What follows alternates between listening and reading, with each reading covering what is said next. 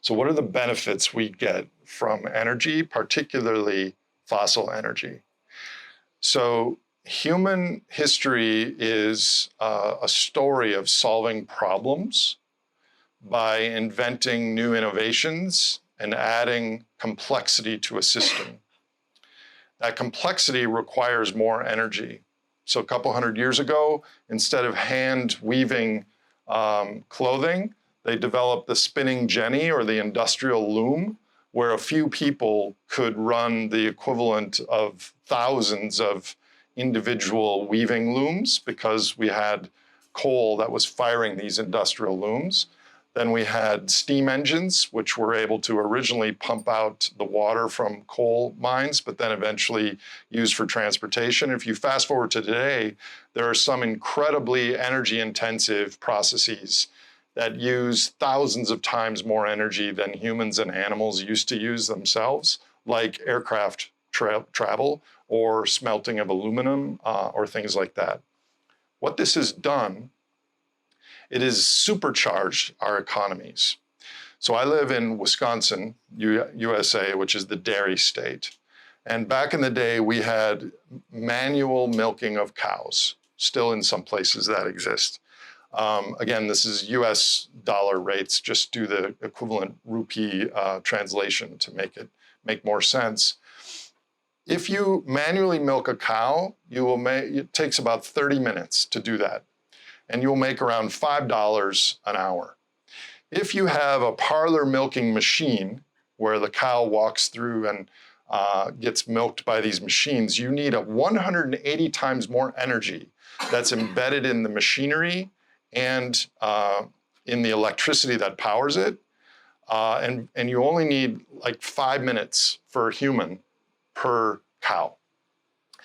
Your wages go almost up to $20 an hour. Or if you're the owner of the factory, the profits go up. Or if you're just someone going to the grocery store, the price of milk goes way down, any combination of those three things. Then there's a fully automated milking that only requires 2 minutes per human, and the cows walk through and the machines like do everything.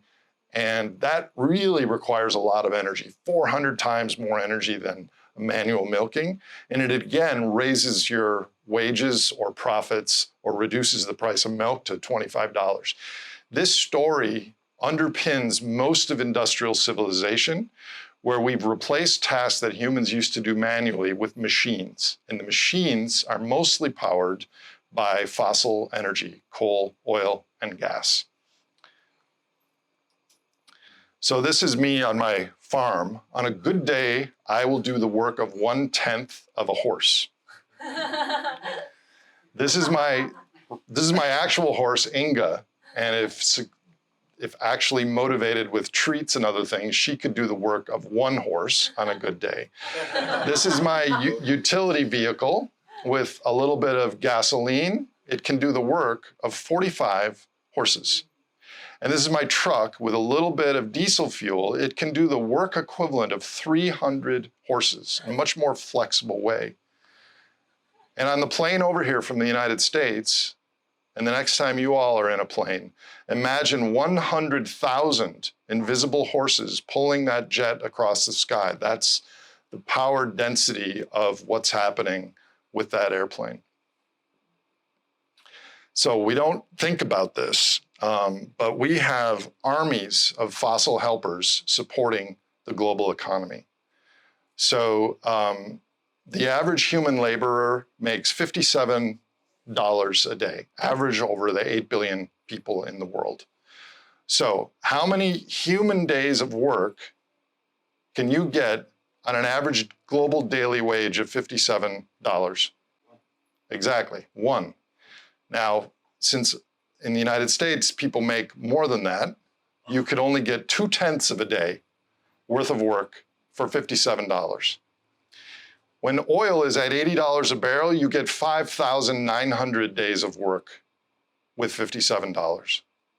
When oil is at its historical average of $20 a barrel, you get 21,000 days of human work for $57. So if you have $57, you could give it to a human to do a day of work, or you could buy oil and have a machine do 21,000 days of work. It's that dramatic. So imagine riding your car with your 4 buddies to Chennai, filling it up with gas, and then running out of gas and having to push it back to Auroville. Like literally, we don't think about the magic and the power that exists in these ancient carbon fuels that we use. So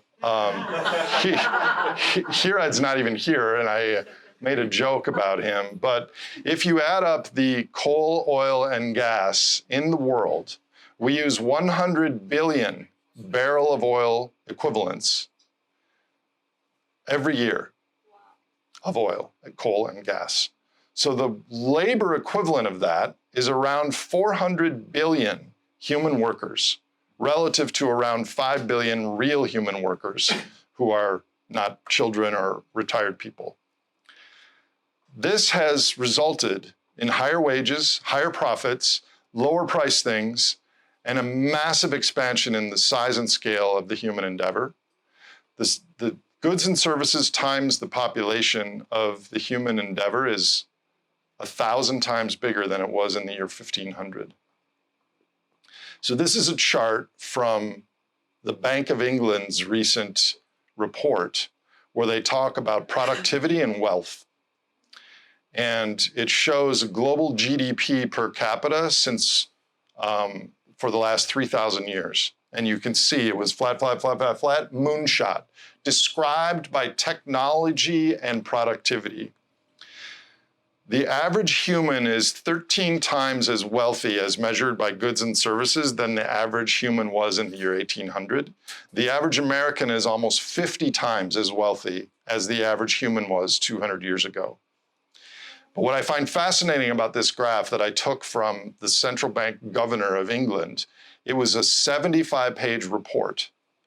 The word energy was never mentioned if you do a word search. 75 pages, the word energy was never mentioned once. It was all about progress and human ingenuity, and I'm gonna keep talking about that. So the story of industrialization is adding large amounts of energy to replace manual tasks. But since we add thousands, or in some cases 10,000 units of energy to do what our ancestors did by themselves, that means that a doubling or tripling in energy costs has a huge impact on the profitability of a process. So the blue is the same graph as I just showed you. The orange is if you double the cost of energy, you get a slight decline in profitability on the intermediate parlor milking technology, and you get a big drop in profitability when you triple energy prices to 15 cents. But, when on the heavy automated milking one, you get a big drop. But when you triple prices, there's no impact if you're manually milking a cow, because you're not using external energy except for your own muscles and time. You get a bigger drop here, but on the intermediate, on the advanced technology that needs 400 times more energy, it is now operating at a huge loss because you've built machines and infrastructure that were predicated on energy remaining cheap. There's another aspect of this, that energy is needed for every industrial process in the world. So this graph shows the blue, the red is the consumption of energy in the country of Chile in order to mine copper. Chile is the #1 country in the world to get copper, which is needed for renewable energy and pipes and all kinds of things. The blue is how much copper production they get. So we're having to mine deeper and deeper and deeper to get ores that used to be really concentrated and now are less concentrated. So there's an issue with the copper itself, but it's also an energy issue because we need to use energy to create all that overburden and process it. So you see increasing energy consumption and a flat-ish output of copper. I coined the word energetic remoteness, which is that everything we do will become more expensive if we cannot reduce the energy consumption of processes using efficiency, et cetera, faster than prices grow. I can't speak to India, but last year in Europe, there was massive closures of industrial chemical facilities that were really energy intensive because the Ukraine-Russia war spiked natural gas prices beyond what their business models had expected. Then it was a mild winter, and they negotiated with Qatar and other places to get LNG. The United States sent them a lot of LNG, so the crisis has averted for now. But if you think about this graph, this is going to happen many places in the future as energy prices go up, and I'm going to explain why that's going to happen.